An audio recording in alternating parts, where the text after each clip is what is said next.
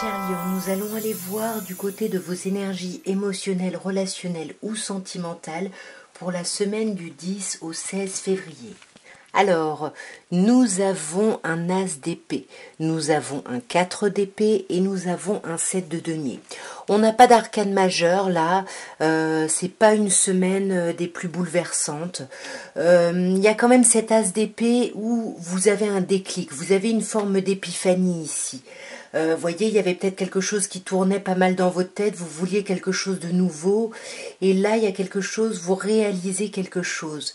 Et après cette épiphanie, vous allez avoir envie de vous reposer, vous allez vous arrêter, vous reposer et prendre du temps.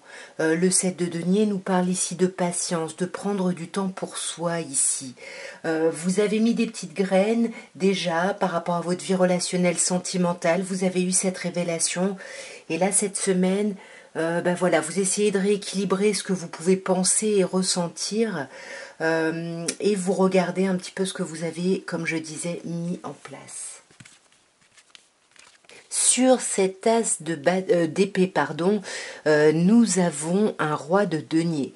Donc roi de denier qui peut nous parler d'un signe de terre, un taureau, vierge ou capricorne, mais qui nous parle ici le roi de denier, il est bien professionnellement, matériellement, il y a quelque chose qui est ancré. C'est quelqu'un qui parle pas forcément ici, mais c'est quelqu'un qui est concentré sur son confort, sur son bien-être et sur son accomplissement.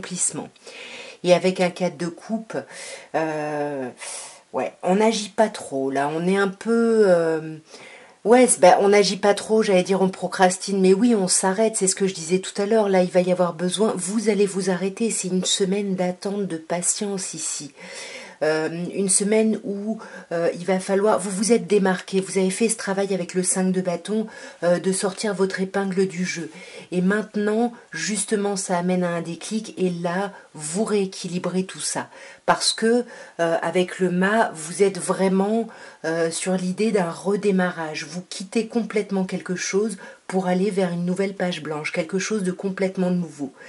Mais vous savez que ça va prendre du temps, vous voyez, et avec l'arcane majeur de la justice, on essaye vraiment de voir concrètement ce qui se passe pour peut-être penser à un engagement, peut-être avec soi, avec quelqu'un, ou pour complètement transformer quelque chose. On a l'idée de transformer quelque chose là par 2 fois, d'aller sur un nouveau départ.